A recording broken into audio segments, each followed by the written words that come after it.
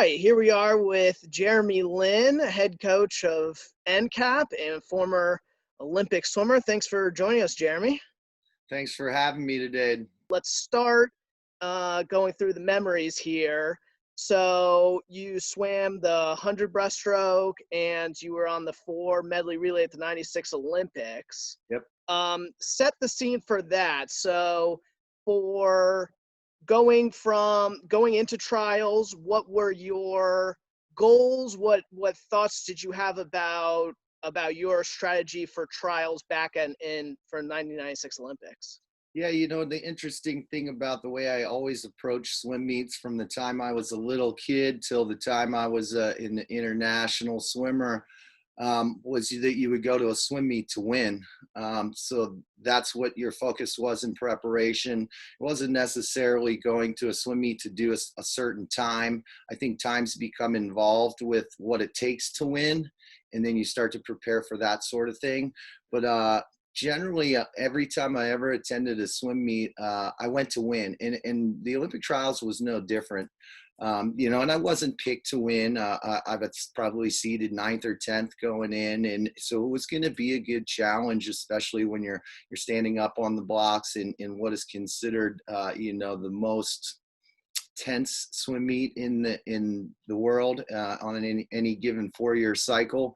So it was interesting to go in with that notion that it was no different than any other swim meet that I'd ever been to, and my goal was to go win my races, and that's exactly how I approached it mentally, and I think when you think that way, you give yourself the ability to do so. I think a lot of people go into a meet saying, I can't, or probably not going to be me. And when you have that mindset, it's really tough to put yourself in your mind where you belong, which is, I think everybody forgets, if you made it to a swim meet, you belong there. So you should compete to win.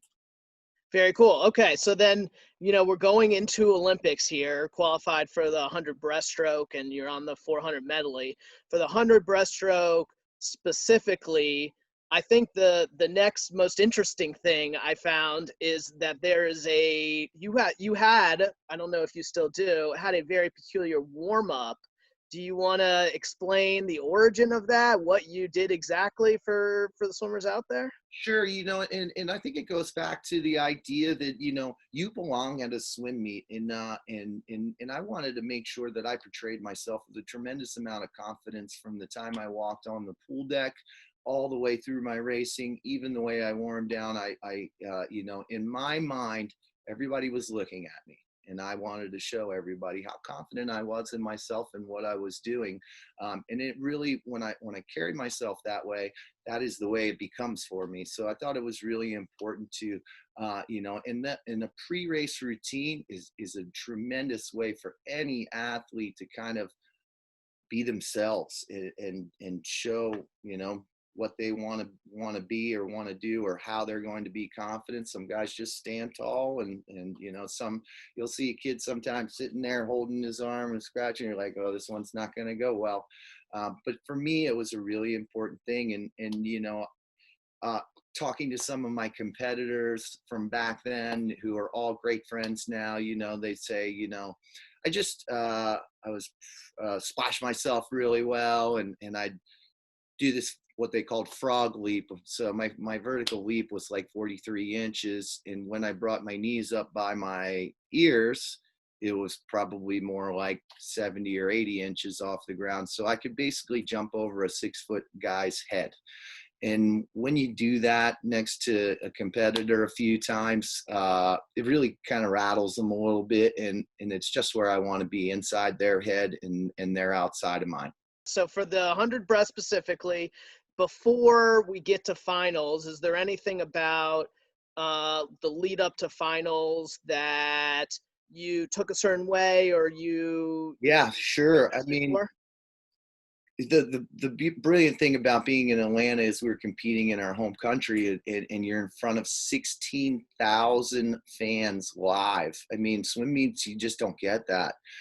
It was something special, and I was the second to last heat in the morning, and I had a great swim. I tied the American record, and I was feeling pretty good about myself. And I, I think I was the first men's event of the meet, and I hop out and I put my arms in the air, and the crowd, yeah, and yeah, I like that, and I did it again, put my arms up in the air, and yeah, and I'm feeling good, and I strut off the pool deck, and I go back into the warm down pool, and there's one more heat to go, and while I'm in the warm down pool, I hear a cheer that's just a little bit louder than it was when I swam. And I knew there were no Americans in the heat. So I was like, oh my, what happened? Back then, they didn't have all kinds of TV monitors and everything like they do now that you can watch the events. So I kind of had to figure out what was going on. And what I found out was the gentleman in the heat after me, Fred de Bergeva from Belgium, broke the world record, and he went almost a full second faster than I did. So I went from feeling pretty puffed up to, right back to reality and right back to doing what I needed to do. So it was a very interesting morning. And I think the same concept applies. I'm coming to win a race. Nothing really changed for me going from prelims to finals. I won my race in the morning, and that was my plan going in at night. I knew exactly what I was going to do with my swim, and I was just going to execute it the best I could to win the race. And that's how I approached it going into the night. And I think a lot of people, again, would say, man, that guy broke the world record. He's almost a second faster than me. I dropped a bunch of time this morning. I can't do any better, or I can't beat this guy. And as soon as you let that get in your head, I think it's impossible to do so. So I just, I kind of stayed the course and went to swim the race to win at night. I mean, it sounds like confidence and mental toughness is really, I'm getting that familiar theme there. Do you think that swimming in Atlanta, home court, do you feel like there was a home court advantage essentially for you? I do believe that it plays in your favor, but I think more importantly is having earned the right to have confidence. And I think that comes from your work and the commitment you've made to 100% effort in everything you do leading up to that. And from the time I was 16 years old, and I swam in the Olympics, I was 20 years old. From the time I was 16 years old till that moment, every time I was at the pool or I was training or I was focusing on preparation, it was 100% effort. And I was honest with myself about what that meant. So there was no question in my mind that the only thing that I could do is be my very best. And if I had done that in preparation every moment, there was no doubt I was going to be that. So as long as I was confident in myself, and I think everybody has those, nervous energy, all those sort of things, but that all of it is just energy that if you put into the right direction, anything's possible. So going into finals and the actual swim of finals, once the starter went off, what was your race like? Sure. I had a specific plan that I had, all my preparation was focused towards. The great thing was from Olympic trials to the Olympics, you have 3 months to prepare. And my race plan didn't really change a whole lot from Olympic trials to the Olympics. We just modified little things about how I was going to attack my energy throughout the plan. But I was always 19 strokes to the 50 wall and 21 home. So, and then it was just managing my acceleration at the right points and being patient and making sure that I would have the energy to really finish well. I have to tell you, probably 150 times I was world record speed at the 75, and then I would fall apart, or the last 5 strokes would be too tough, and I would lose time or energy or acceleration. So managing the swim was my number one thing, and with that much energy in the room, that much energy in the moment, it was a good challenge to be a part of that. In my 19 strokes on the first 50. Were really good, but I was about probably half a body length from the wall for a glide to the wall, and I was I was trailing coming into the 50, and I knew I would be because he had great get out speed. So when I took that extension and I leaned into the wall, and it was the blink of an eye long that I had made a mistake. I turned over a little too fast, and I wasn't going to take a 20th stroke. So when I glided into that wall, one instant in my mind went silver. That was the Wow. instant I won a silver medal. And I think, another interesting thing comes up. People make mistakes all the time. And it's how you manage that mistake. Because imagine if I made that mistake and I let it just totally throw me off, and I didn't do my best the rest of the time. I think that I would have finished a lot differently than I did, and I wouldn't have finished even in the medals. So when I made that mistake, I had to accept it and move forward. And it's the same way that I prepared always. You're going to prepare, you're going to fail, you're going to make mistakes, and it's how you manage those, I think, that's really important, so that when you're in a very special moment, you can continue to do things at a very high level, even if you do make a mistake. So when I made that mistake, that silver flashed through my mind, and then I got right back to doing what I was, trained to do. And on the second 50, when I came off the wall, I was probably about 2.5 body lengths behind Fred, and I just executed my plan, 21 strokes coming home with great acceleration, and 2.5 body lengths probably correlates to close to 2 seconds behind him coming off the wall. When we finished, he touched me out by 9/100ths of a second. So it was fairly exciting in the last 15 meters of the race as I was coming up on him, and I believe if the pool was another 2 meters long, I would have won the race. Now, moving to the relay, obviously for the Olympics is going to be different than a summer team where you might be training with the same 4 people for a long period of time. As being a part of a relay like that, how much training, if any, did you do with the other members of your relay leading up to the day? Yeah, and you got to imagine they're pretty busy guys that week, so they had a lot of preparation they needed to do for their races. Interestingly, I was the first race of the Olympics for men, and I was the last race of the Olympics for men, and I needed all those days for recovery of my body and my mind in order to be ready for the guys like Michael Phelps that do that many races in 1 week. Just so impressive on the preparation. And a lot of what we do as swim coaches today is prepare to do 18 swims in a week.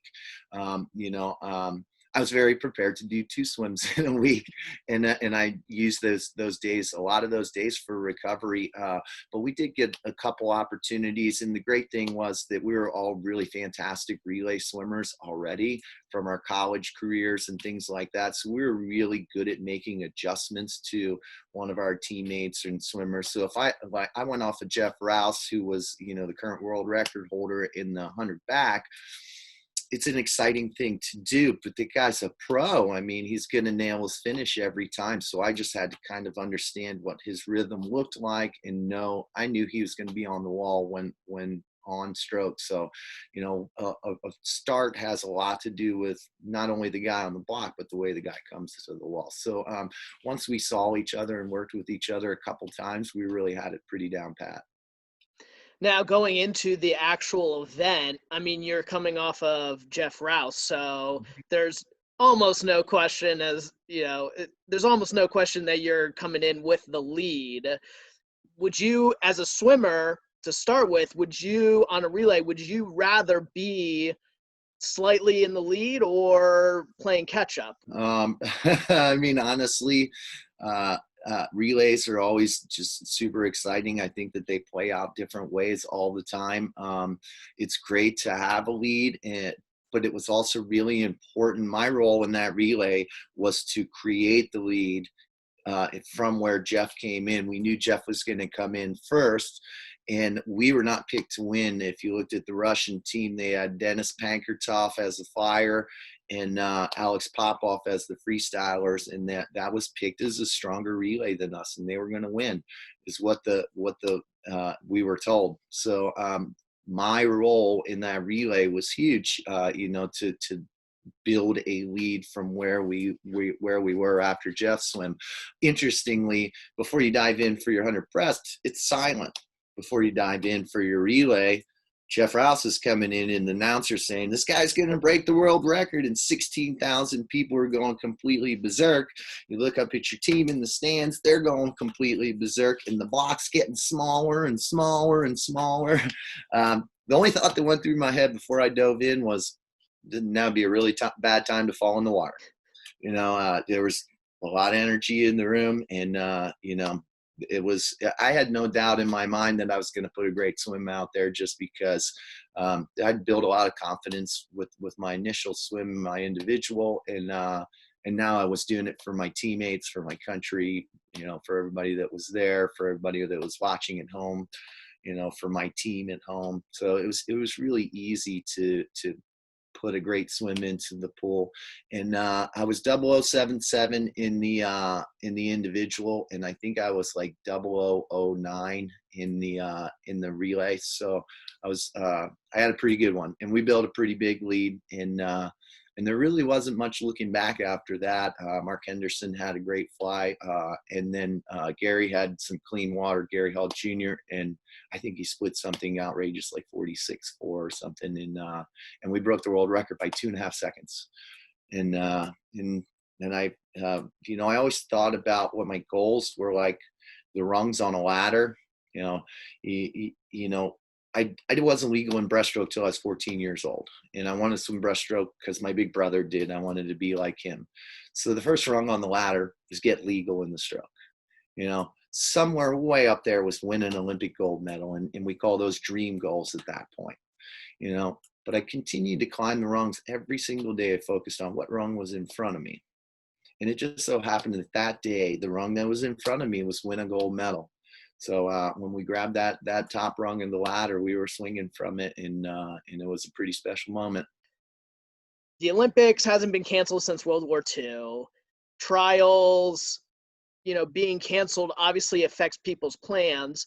Looking back from your time, putting your swimmer hat on, your Olympic swimmer hat on, thinking about either strategically or tactically, or just the emotions going through trials of swimmers' heads, are there any recommendations you would have for any of those people who now have to wait a whole nother year to swim?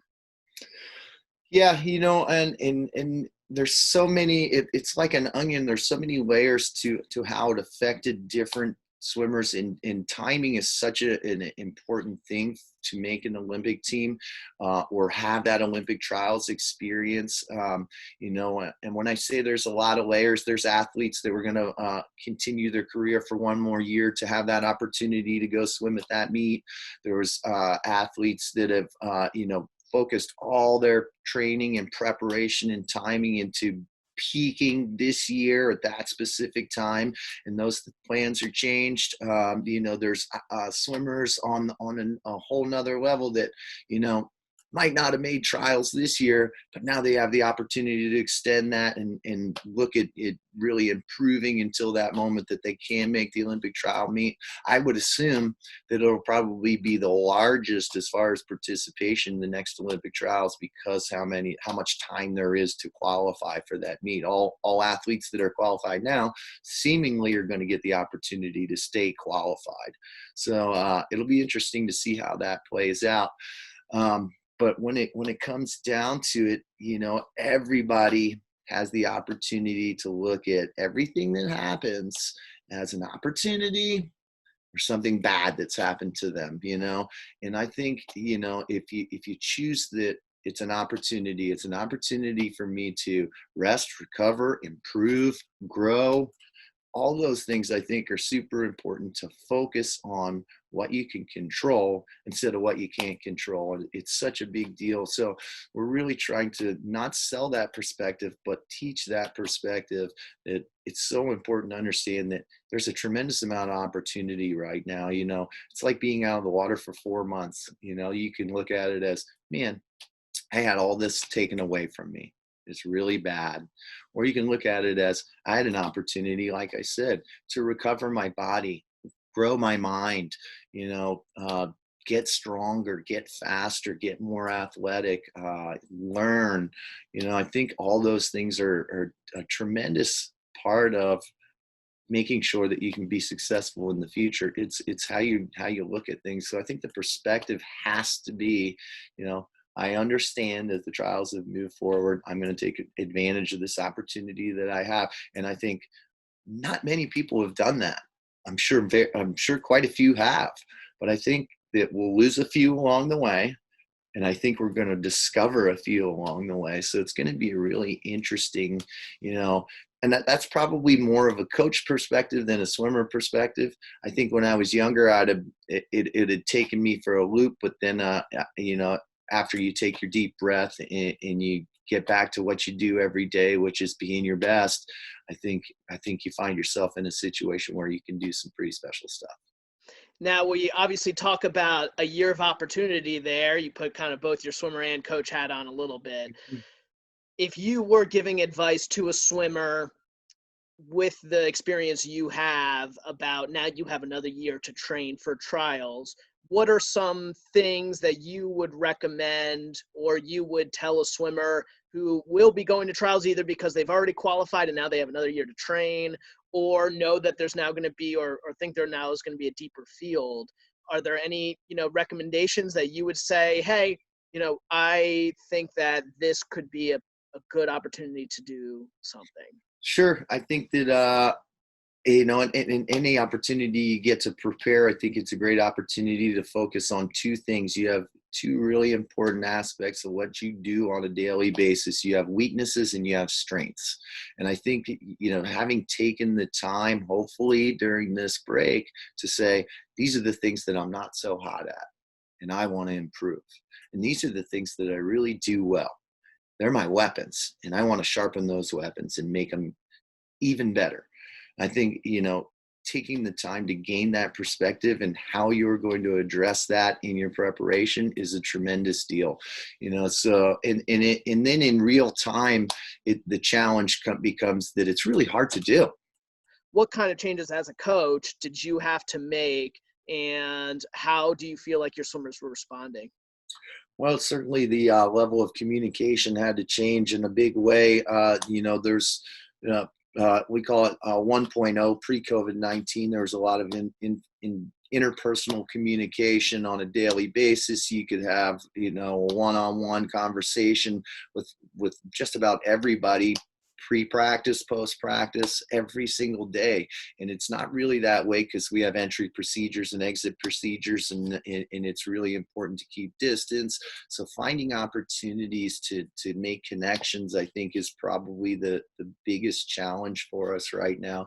So creating motivational opportunities is really a big challenge as well. So why am I preparing right now? What is it I'm getting ready for? Because there's not really a meet on the horizon. We have to find those motivational opportunities. So I think that's a big deal as well. So if we're looking at what are the biggest challenges for coaches out there, keeping everybody healthy, keeping everybody safe, finding ways to communicate on a different level and at different times.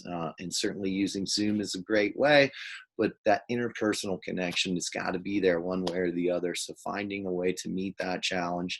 And then I think finding ways to make sure that the motivation to prepare at a high level is there. So, you know, those are the challenges that we're willing to take on amid all the things we got to do to prepare just to have a moment to be with them in the swimming pool. So, you know, it's definitely a lot of good challenges for coaches out there. And I think, you know, we have a lot of brilliant coaches in this country, so I'm sure we're up to it. One last question I've liked to ask, and I think I know the answer for you specifically, but COVID has brought a little more time for people at home. What have you been doing? Have you been doing anything different at home? Any new TV shows? I think I know the answer to this one specifically, but what have you been doing more that now that you've been home? I have a 20-month-old daughter named Goldie, and she is the light of our lives. Me and my wife Nicole, we have gotten to spend a tremendous amount of time and watch her grow, learn, develop, and I think we're building connections with her that are never going to be broken for her entire life. So it's so hard to say this in such a challenging time. We're thankful for the opportunity to spend that time with her, and it's exhausting, but in a really special way. So the primary thing we've been doing is finding ways to really enjoy our time with our daughter. So I think that's the number one thing we've done. I've gotten an opportunity, when we weren't swimming, I could stay up late at night and read a book. And I hadn't read books in a long time, just for leisure. So that's something I got an opportunity to do. Something that was taken away was, I'm a big live music fan, and the live music is just something that's not happening right now. So taking the opportunity to kind of, go back and listen to some stuff I haven't listened to in a long time. So it's been a lot of fun. Well, Jeremy, thanks a lot for joining us. Hopefully we'll be able to say hi face to face, and hopefully not too long a future. Until then, we'll talk later. Awesome. Thanks so much for having me. Thanks.